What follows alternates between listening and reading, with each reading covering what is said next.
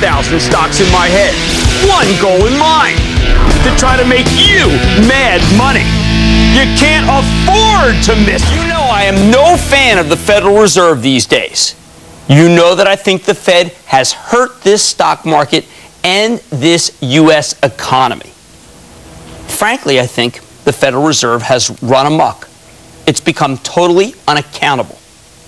Tonight, I think I found a fellow traveler, Congressman Ron Paul, who's running for president as a Republican and has been highly critical of the Federal Reserve.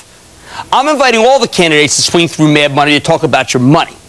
Congressman Paul's position is so important on the Fed, and his method of spreading his message for his campaign is so different from everyone else's that we're thrilled to have him on the show tonight. Welcome, Congressman Paul. Thank you very much. Nice to be with you. Great to have you. Look, one of the things that's changed, and you're changing it, caucuses and kissing babies, they don't cut it anymore on the campaign trail. This is 2007. YouTube is king in so many ways. I never thought we would have so much in common, Congressman Paul, but you and I have struck a chord and become YouTube sensations. And it's about an unlikely topic. It's about the Federal Reserve. And we know even the younger people are into it. Why is it that your message, my message, somewhat critical, well, absolutely critical of the Fed, is just reaching home to so many young people and actually everyone throughout the country? Well, to me, it's utterly amazing. When I go to the college campuses, I get the loudest applause when I criticize the Fed and indicate that I don't even like the Fed and think we should talk about getting rid of it. So it is an important issue, and I think this is the first time in over 100 years that it's become an issue in a presidential campaign. So I'm really excited about it because the monetary issue is something that has driven me to get involved in politics for a long time. Now, you have been, I think, spot on in saying that the Federal Reserve created the stock bubble with low margin rates and it created the housing bubble with low mortgage rates. Yet I never hear about anyone talking about investigating the Fed in Congress. It's a creature of Congress. Why don't we do it?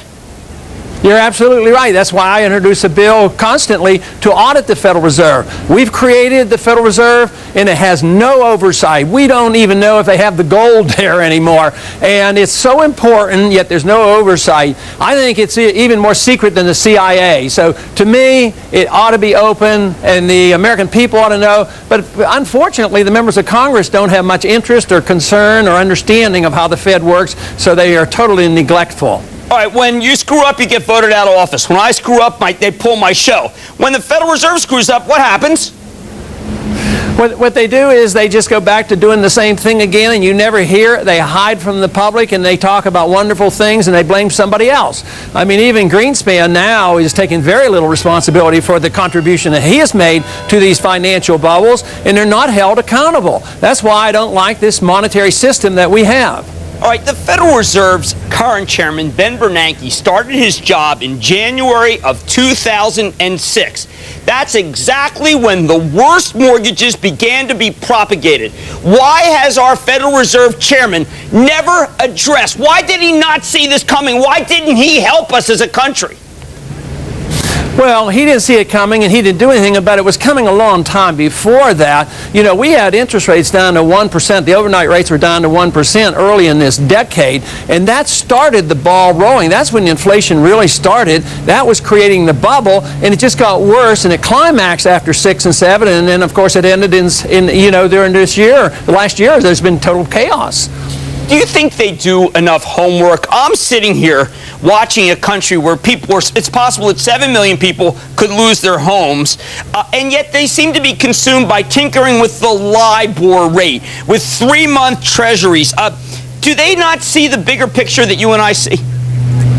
Well, I think they believe in themselves too much. I don't have that much confidence that any central bank can do what a lot of people expect to do. How do they know what the interest rates would be?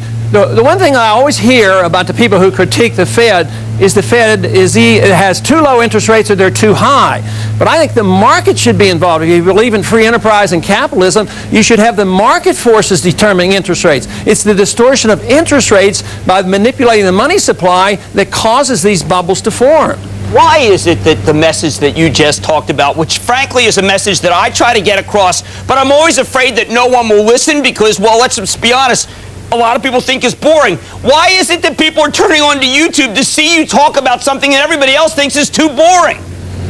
Because they're waking up, because they know there's a lot of inflation, people's standard of living is going down, and we have a world crisis building over the dollar. The dollar is going down in value, and we're dependent on borrowing money that we've created and sent overseas. So we're dependent on borrowing money from China now, and the people are waking up, and the young people realize it, and they understand what they're inheriting, and they understand the monetary system a lot more than a lot of people in Washington believe. Can we have just actual hearings about what went wrong with this issue of mortgages? Call not just the Fed chairman, but other Fed important presidents and governors whom I think have been oblivious on this issue, and actually just held them accountable in front of the American people so we can get to the bottom of what is the worst crisis we've seen since the S&L crisis in 1990.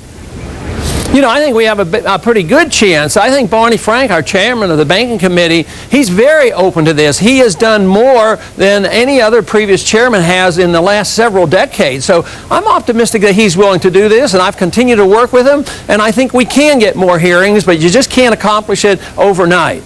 Do you think you're changing the debate in this country? Do you think your fellow candidates are now realizing, because you're up there talking about it, that we have a large domestic problem, which is a run-amok, unregulated group of people who, frankly, are not responsive or held accountable to anybody?